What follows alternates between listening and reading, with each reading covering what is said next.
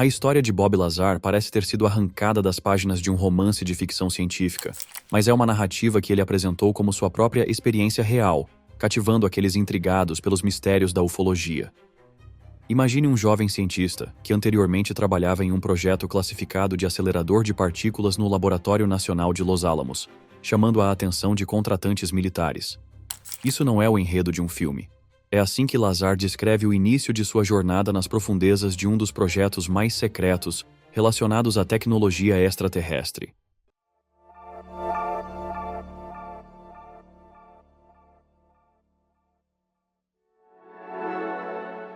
Eu tive a oportunidade, em apenas uma ocasião, de olhar para dentro da nave, e isso foi importante porque a localização do reator poderia ser crucial para o seu funcionamento.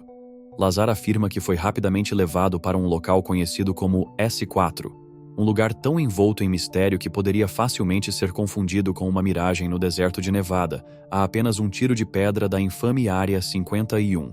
Segundo ele, S4 estava engenhosamente camuflado contra o pano de fundo do deserto, projetado para ser invisível ao olhar não treinado e para manter os curiosos afastados. A segurança em S4, conforme relata Lazar, era exatamente o que se espera de uma instalação que supostamente abriga os segredos do universo. Guardas armados, câmeras de vigilância em cada canto e um sistema de segurança tão avançado que poderia, metaforicamente, ler os ossos da sua mão. Ficava claro que qualquer coisa escondida ali era de importância máxima. Lazar descreve um ambiente de trabalho regido pelo princípio do precisa saber, onde as informações eram repassadas de forma extremamente contida, garantindo que os segredos de S4 permanecessem, bem, segredos. No cerne das extraordinárias alegações de Lazar estão seus supostos encontros com 9 diferentes naves extraterrestres, cada uma com um design e capacidades únicos. Entre elas, o modelo Sport se destaca. Uma nave em forma de disco que parece saltar das páginas de uma revista de ficção científica dos anos de 50. Havia 3 assentos dispostos ao redor. O reator ficava exatamente no centro, e, equidistantes, 3 assentos. Ele conta que fazia parte de uma equipe encarregada de realizar a engenharia reversa dos sistemas de propulsão dessas naves, sistemas que desafiavam todas as leis conhecidas da física. Veja, nem todo mundo começa com uma máquina a vapor, passa para o motor de combustão interna, depois para a energia elétrica, energia nuclear, e assim vai subindo na escala. No centro desses sistemas de propulsão, Lazar afirma, estava o elemento 115, uma substância que nem sequer era reconhecida pela ciência na época de suas revelações, mas que mais tarde foi adicionada à tabela periódica como Moscóvio. Esse elemento, segundo ele, era a chave para desbloquear a propulsão antigravitacional, permitindo que essas naves executassem manobras impossíveis para qualquer máquina feita pelo homem. Lazar fornece descrições vívidas dos interiores da nave, especificamente do modelo Sport, que estava equipado com um reator central e 3 amplificadores de gravidade. Ele diz que esses componentes poderiam manipular ondas gravitacionais, permitindo que a nave curvasse o espaço-tempo e viajasse a velocidades inimagináveis.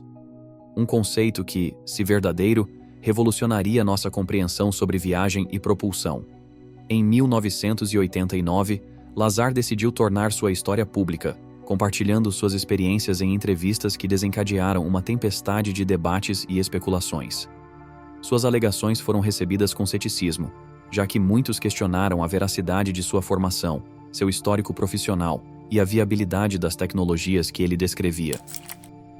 Naquele mesmo ano, Bob Lazar fez algo que mudaria para sempre o cenário da ufologia e a forma como o mundo vê a base militar secreta conhecida como Área 51. Lazar entrou em evidência na televisão de Las Vegas, guiado pelo repórter investigativo George Knapp. Ele não buscava fama. Era movido pela crença de que o público tinha o direito de saber sobre a tecnologia avançada que, segundo ele, estava sendo ocultada pelo governo. Suas revelações abriram uma caixa de Pandora, desafiando-nos a questionar os limites do nosso conhecimento e os mistérios que o governo poderia estar escondendo de nós. Contudo, as extraordinárias histórias de Lazar foram recebidas com uma saudável dose de ceticismo. Críticos foram rápidos em apontar inconsistências em sua narrativa, a aparente ausência de evidências para sustentar suas afirmações e as intrigantes lacunas em seu histórico acadêmico e profissional. Essas controvérsias giram em torno de Lazar, lançando sombras de dúvida sobre sua credibilidade. Mas, apesar do ceticismo, a história de Lazar incendiou uma conversa global, tirando a Área 51 das sombras do obscurantismo e colocando-a sob os holofotes da curiosidade pública. O impacto do modelo Sport e da narrativa de Lazar no zeitgeist cultural não pode ser subestimado. Suas alegações alimentaram a imaginação de milhões, levando a uma explosão de documentários, livros e debates acalorados. A Área 51, antes apenas mais um local militar ultra-secreto, agora é sinônimo de tecnologia alienígena e encobrimentos, graças, em grande parte, a Lazar. Suas afirmações mantêm viva a discussão sobre OVNIs e o potencial de contato com seres extraterrestres, envolvendo uma nova geração de buscadores e céticos. O debate sobre a credibilidade de Lazar continua aceso, com opiniões fortemente divididas.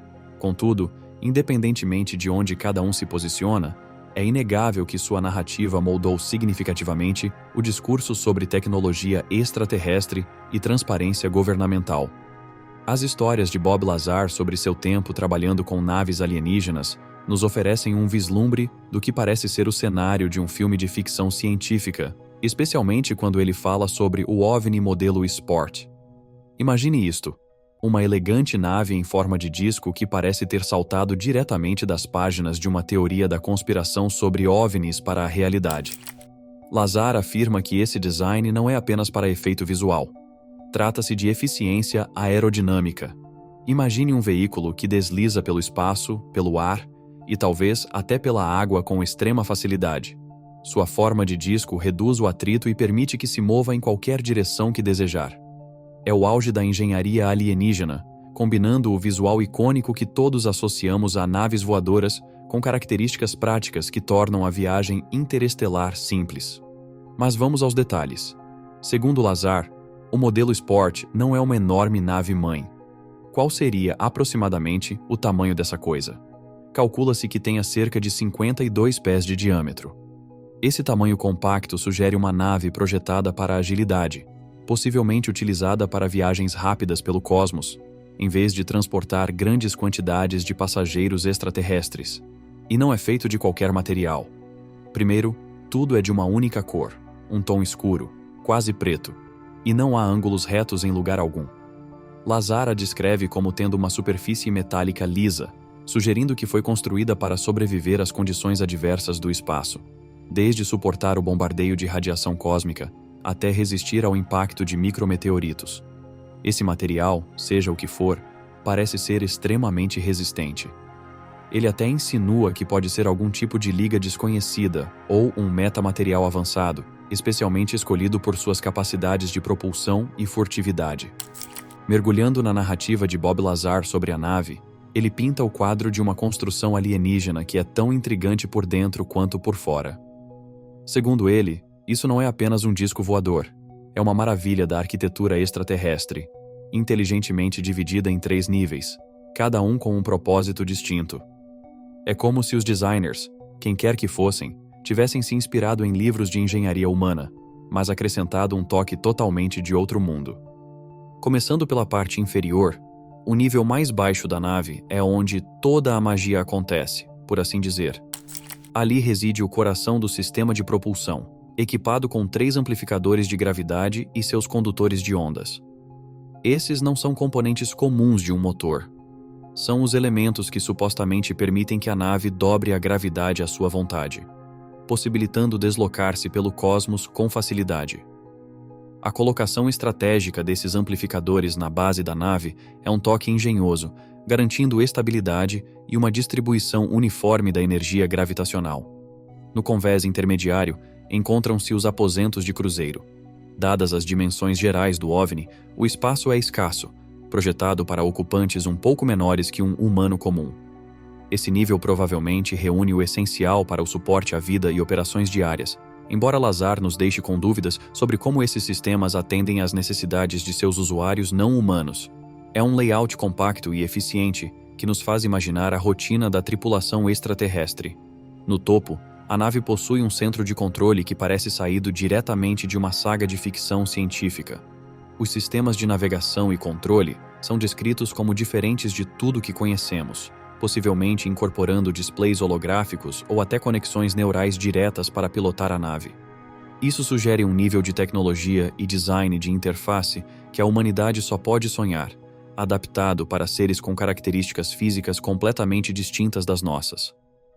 Lazar também destaca um detalhe surpreendente sobre a construção do OVNI. Não há costuras visíveis, rebites ou qualquer sinal de como ele foi montado.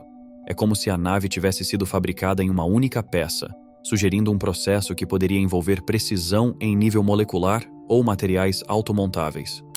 O design geral, com sua forma de disco e a distribuição inteligente dos sistemas internos, reflete uma filosofia onde a adaptabilidade e eficiência são primordiais, garantindo que a nave possa enfrentar qualquer desafio que o universo apresente.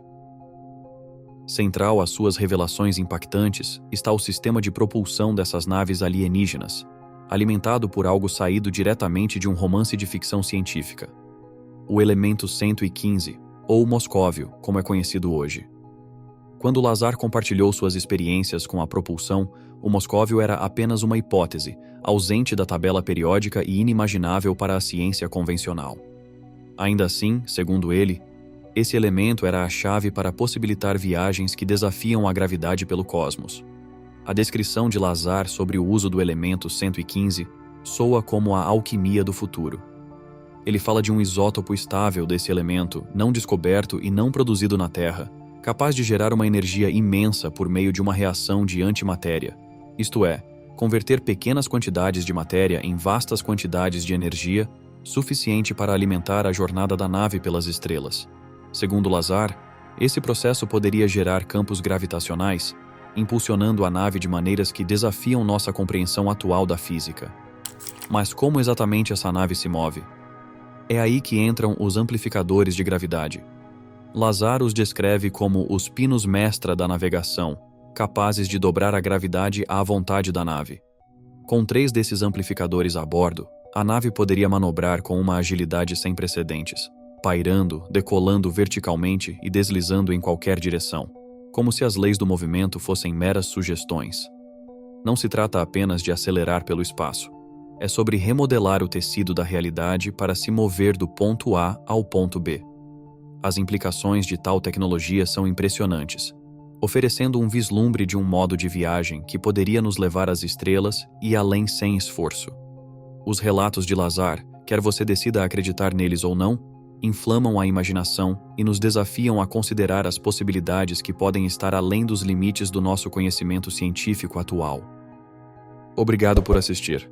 Enquanto estiver aqui, clique em um dos vídeos recomendados na tela para mais informações incríveis. Nos vemos lá!